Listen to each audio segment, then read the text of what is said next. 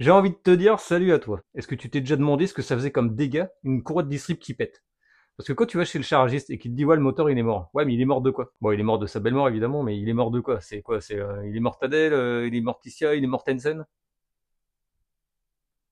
Voilà, malaise. Donc ce qu'on va faire aujourd'hui, c'est là, je me suis procuré un moteur.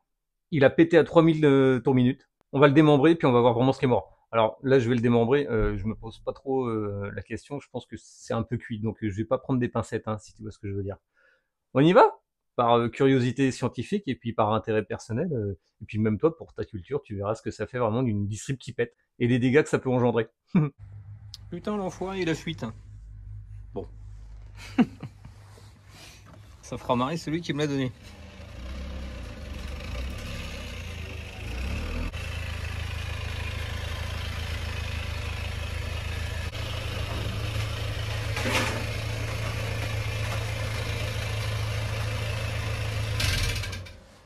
Le vénérable TU5 JP4. Pépite. On me l'a donné pour faire des tests. Enfin, pour faire des tests. Pour voir les dégâts, en fait. Moi, j'en avais besoin pour d'autres trucs, mais là, au final, il y a des trucs qui vont peut-être pas, là. Parce que tu vois, là, je le tourne, mais vraiment, c'est easy, hein. Ça y va tranquille. Alors, ok, il n'y a pas les bougies, mais ça va tout seul, quoi. C'est hallucinant. Donc, quelles sont les conséquences d'une casse de distrib? C'est ce qu'on va voir tout de suite sur ce moteur-là. La cause, elle est simple, hein. C'est une petite distrib qui n'a pas été faite pendant presque 12 ans. Donc c'est pas grand-chose au final. Bon, ça arrive.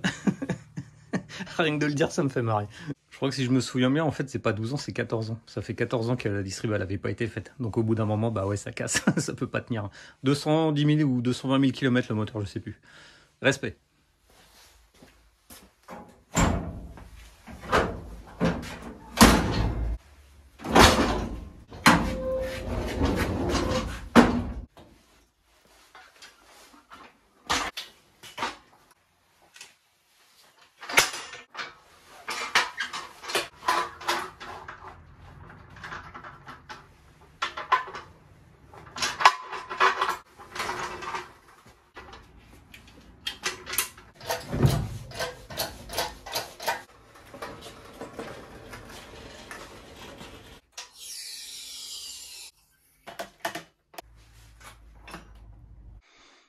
La bête.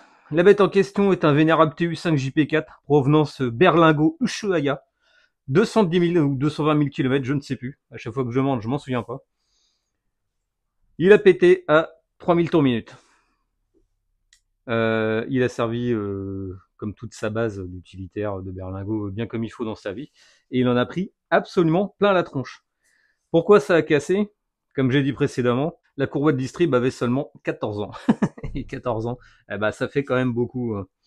Donc forcément, ça peut pas résister, le caoutchouc, ça sèche et ça finit par lâcher.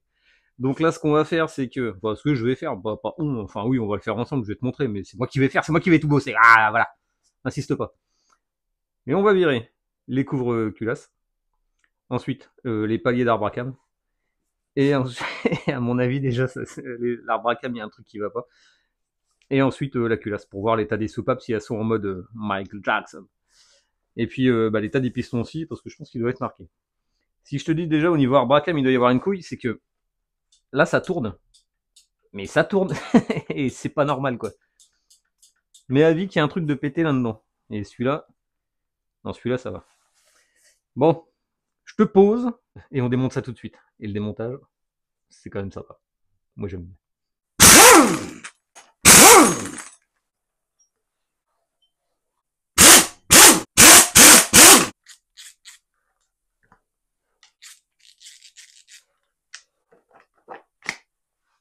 Bon là, il n'y a pas de doute, hein, c'est vraiment bien un TU5 JP4, hein, c'est marqué dessus. Hein.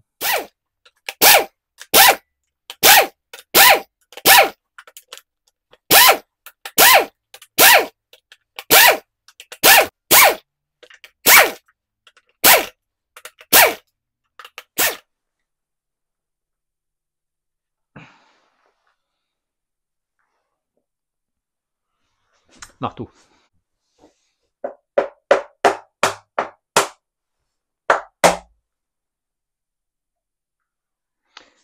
and Uno, the other one.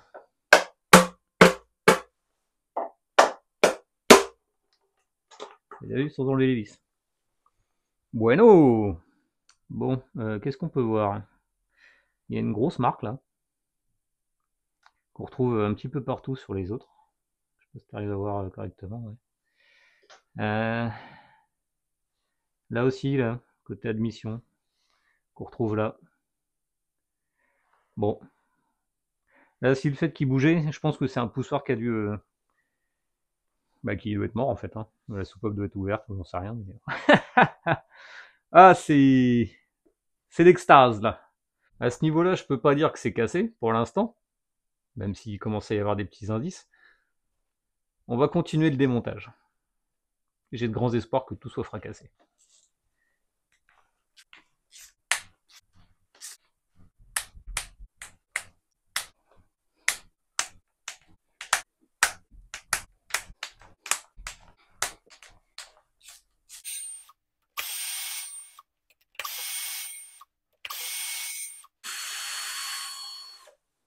Oh, tant pis pour les puristes. Hein. La team prépa en PLS. Bon, finalement, il a pas fallu forcer tant que ça. Hop là.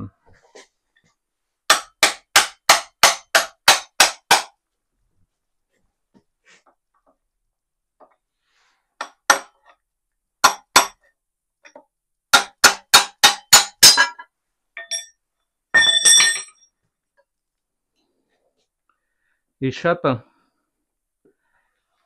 Wouh, ça pisse de partout. Faire un mini repère quand même. Au cas où si un jour c'est réutilisé ce truc là. Ok, bon, alors ça ou rien, c'est pareil. Voilà.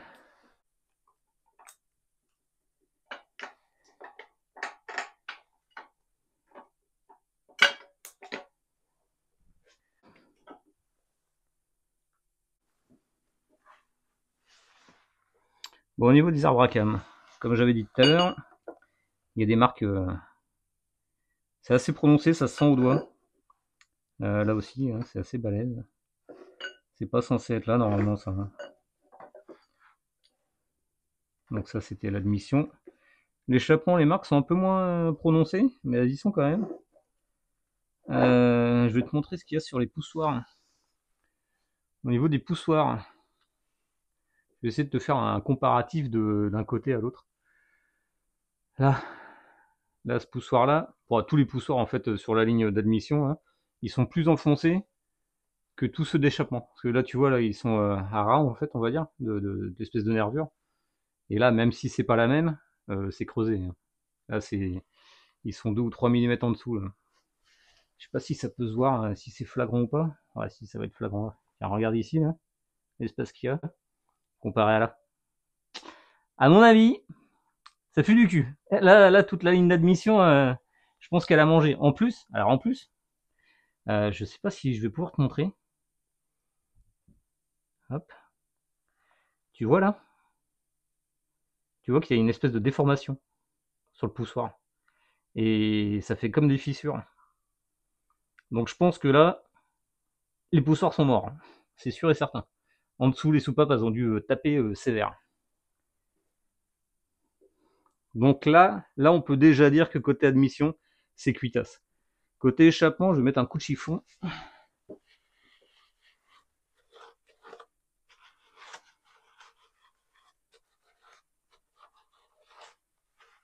Ah, dis donc, ça vaut rien, c'est pareil. Hein.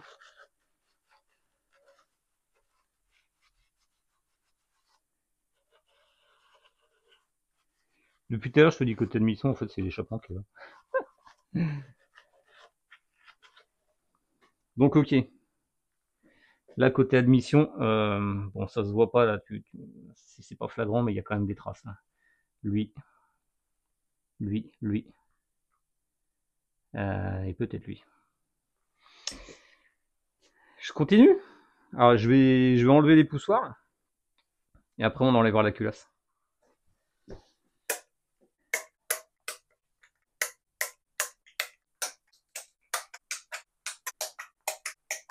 Bon, ça y est, les poussoirs sont sortis. Là, on voit toujours pas grand chose, sauf s'il y avait des demi-lunes qui auraient sauté, tu vois. Là, c'est pas le cas. Côté admission, échappement, putain, décidément. C'est pas le cas non plus. Bon, bref. Là, j'ai accès aux vis de culasse. Tuc, tuc, tuc, tuc, tuc. Là aussi. Pouf, pouf, pouf, pouf, pouf. On va pouvoir les virer. Toujours mode bourrin. Bon, les vis, c'est du torx, je sais pas combien. Tu peux les virer avec une douille de 11. Ça fait largement le taf. Pour le démontage. Pour le remontage, il va falloir vraiment que j'achète une douille qui va bien, pour éviter que ça lisse. Bon, allez, mode bourrin. Activé. En espérant que ça y va, sinon faut le faire à la main. Eh bah c'était pas super serré. Hein. Ouais.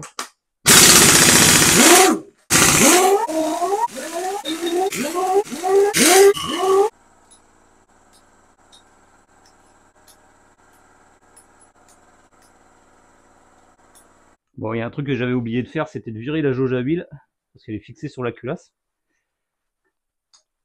Donc, deux vis de 10. Et si elle fait pas chier, ça sort. Hop là. Avec la jauge, et puis les masses d'huile. Avec tout ce qui a été vidangé à côté. Et comme ça me permet de libérer le collecteur. Voilà. Ça c'est fait. Donc maintenant je peux enlever la culasse. Le grand reveal. Allez la cocotte, fais-moi des surprises. Je regarde même pas. Hein. Je vais la poser là, je regarde pas. C'est toi qui verras en premier. Tu vois des trucs sympas? Ou pas? Ouh là là. Ouh là là. Alors là, ça a merdé. Là, il y a des signes. Donc comme j'avais présumé, côté échappement, ouais, là où les poussoirs étaient un peu défoncés, puis vraiment plus bas, bon bah les soupapes, elles sont tordues quoi. Et puis tordues. Hein. Là tu vois bien qu'elles sont plus sur leur portée. Elles sont très très loin. Hein. L'admission, je vais pas dire ça va, mais à mon avis celle-là, ça le fait pas. Celle-là non plus, et celle-là non plus. Bon bref. Donc là, toute la ligne échappement, c'est mort. On va les enlever après, hein, pour voir la gueule des soupapes, hein, de voir leur tige. Et ensuite, niveau piston. Alors, qu'est-ce qu'on a eu niveau piston? Niveau piston, on voit bien que ça a touché, là. Hein. Là, là et là. Côté admission, ça a pas l'air. Il y a un petit peu de caca, là. Ça a pas l'air.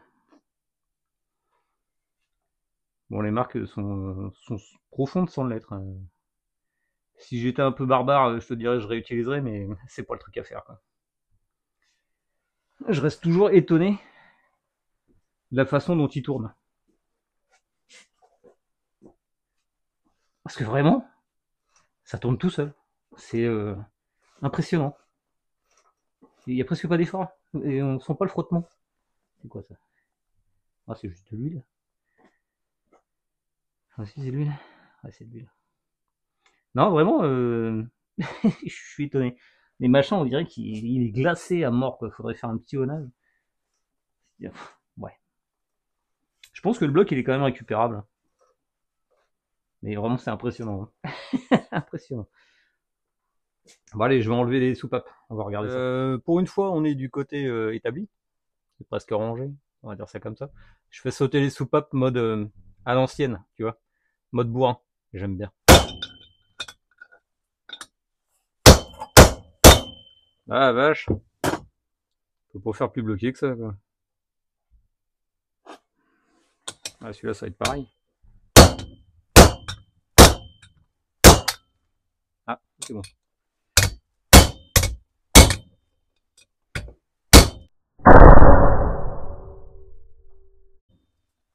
Ah, bah, ça a sauté, hein. Chef. Non, celle-là. Ouais, c'est bon.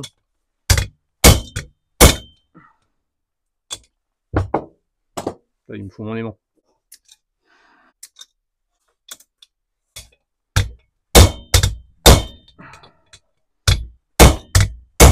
Ah la vache.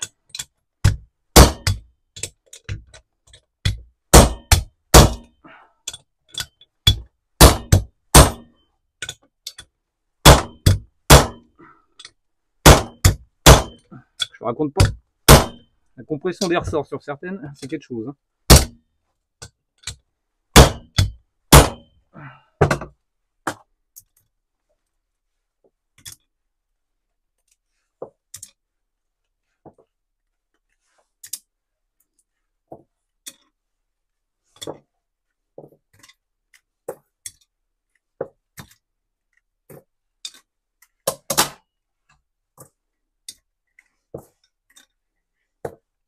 Bon, ça, côté échappement, de toute façon, c'est cuitasse, hein, donc c'est à changer. On va pas se permettre de remettre des trucs HS qu'on tapait. Parce que ça peut engendrer une fatigue. Que tu verras pas à l'œil nu, évidemment.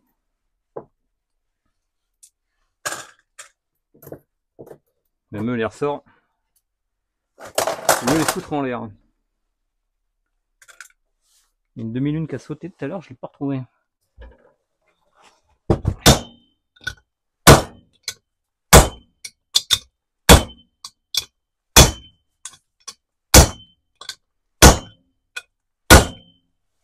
Et là, t'as vu, en 20 secondes, c'était plié. Quand les ressorts sont pas comprimés, c'est quand même plus pratique. Hein.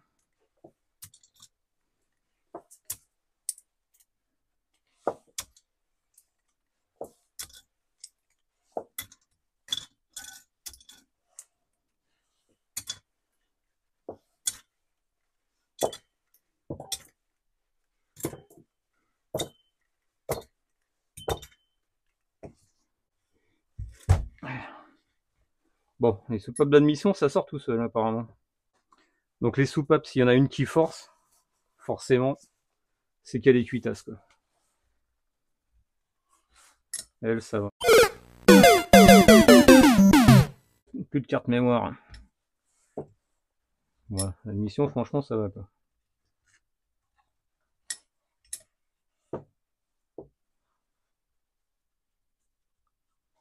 C'est où? Là. Donc l'admission, on est bon. Et l'échappement, maintenant. Ouais. Eh bah, ça va être chaud.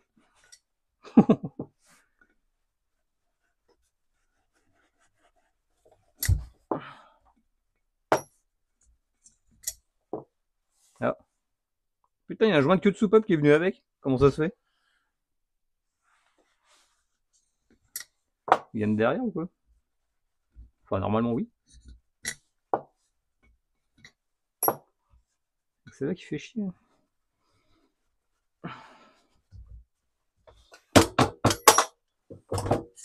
Voilà. La récalcitrante. Bon. Ça donne quoi? Oula.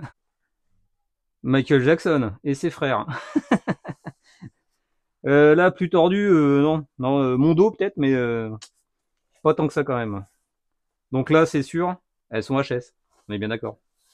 Alors, je sais pas si tu arrives à voir sur le guide, mais il y a des petites traces de matage. Et là, ça prouve que le guide, là, il est bon à changer, quoi. Ouais. Voir l'autre. Une petite trace. Là aussi. Là aussi. Là, on voit rien, c'est tout noir. Bon, alors, est-ce que la culasse, elle a pris cher? Ouais, elle a pris cher. Là, tordu comme ça, c'est minimum les guides à changer, hein, c'est évident. Tu peux pas les remettre tel quel.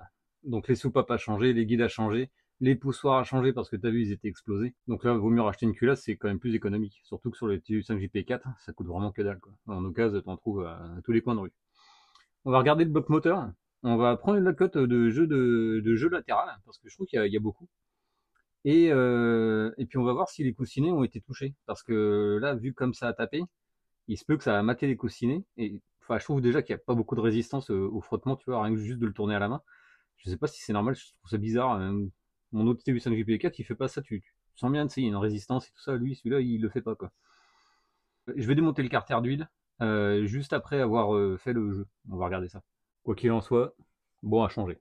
On va pas se prendre la tête là-dessus, c'est juste par intérêt scientifique et mécanique. Bon, on va sortir le comparo. Tant qu'à faire pour celui qui est pas merdique.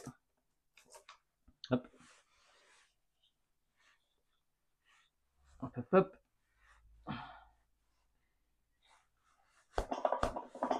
Lui, je le colle là.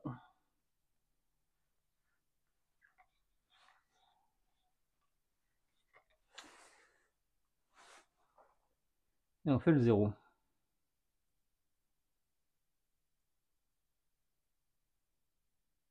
C'est quand même vachement sensible. Ok. Donc, oui, à un moment, il faut prendre du bon matos pour faire des choses bien. Bon, là, il y a 1 centième. Je vais pousser par le volant moteur par là, et ça va me donner le jeu. Donc là, la tige va s'enfoncer, et on verra combien on a.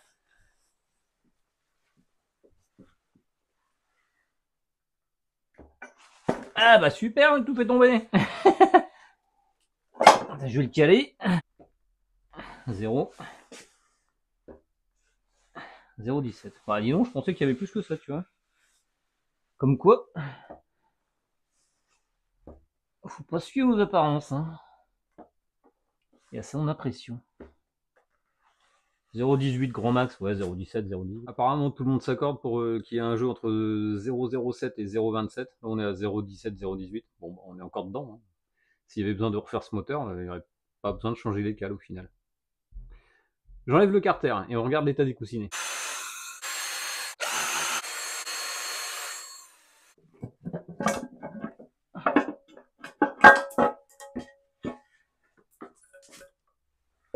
Bon là, quand je tourne le vélo, là, je sens bien que au retour, c'est là ça descend, là ça remonte, que c'est vachement mou.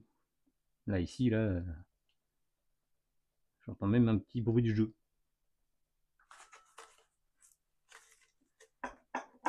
Donc par curiosité, ce que je vais faire, c'est que je vais enlever le pied de bielle et puis voir l'état du coussinet. J'enlèverai peut-être celui du vilebrequin pour voir aussi. Mais je vais en faire qu'un seul, hein. De toute façon, toutes les soupapes ont touché pareil. Il n'y en a pas une qui est pas tordue. Donc je pense que ce sera significatif et puis ce sera révélateur s'il y a quelque chose à voir. Ce sera pareil sur les 4. Bon, les gens.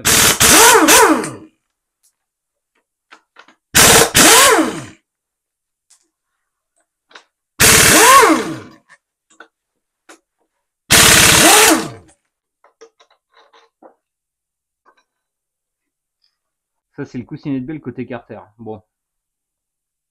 Très sincèrement, à part de la trace d'usure, il n'y a pas grand chose. Est-ce que cette trace-là est significative? Je ne sais pas. Je ne sais pas. Il y a eu un petit peu de rayure, mais bon, bref. Est-ce que c'est fait à ce moment-là? C'est parce qu'on dirait que ça a tourné en fait. C'est tout. À partir de là, on dirait qu'il y a de l'usure d'un coup. Mais bon, est-ce que c'est l'usure normale ou si c'est dû à la caisse de distrib? Là, lui, je pense qu'il a mangé une merde. Je sais pas si t'arrives à voir. Parce qu'il y a un petit peu d'arrachement de matière. Et au milieu, on voit bien qu'il est usé. C'est bon, ce n'est qu'à moi, franchement, vu l'état du palier, qui est quand même relativement propre, hein, il n'y a pas de rayures, ça se sent pas au doigt, donc bon, moi je le remonterai comme ça, hein. Au niveau du vilebrequin, le coussinet, bah, il est pareil, il est juste usé, quoi. Pareil, je te le remettrai comme ça si je voulais. Bon. Je suis pas assez expert en la matière, hein. Je pensais trouver vraiment des traces significatives d'usure, vraiment un gros matage, mais il n'y a rien en fait. Il n'y a rien, puis il faudrait à la limite que je mesure.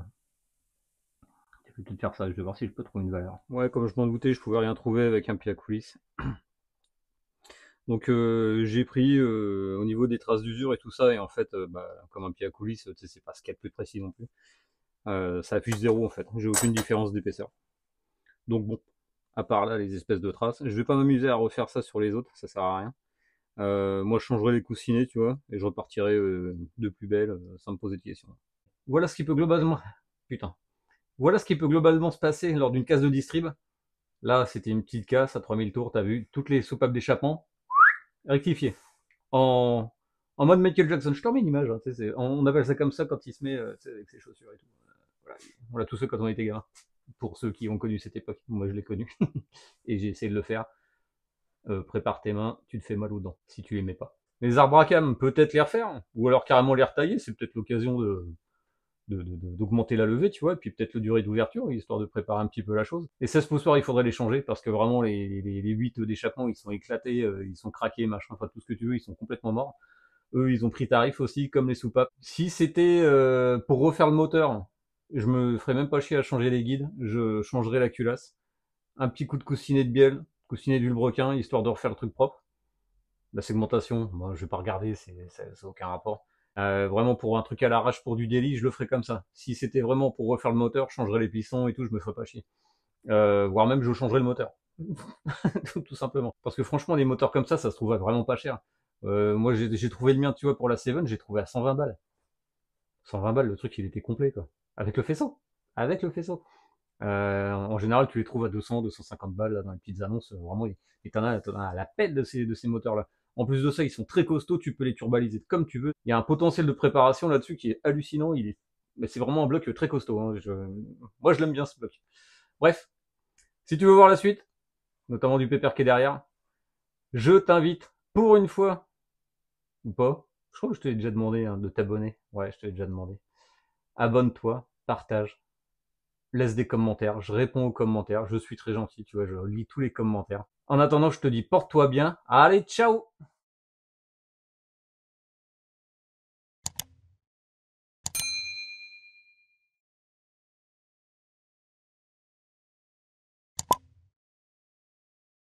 Donc voilà globalement ce qui peut se passer pendant une casse. Hey, je vais bouffer mes lèvres.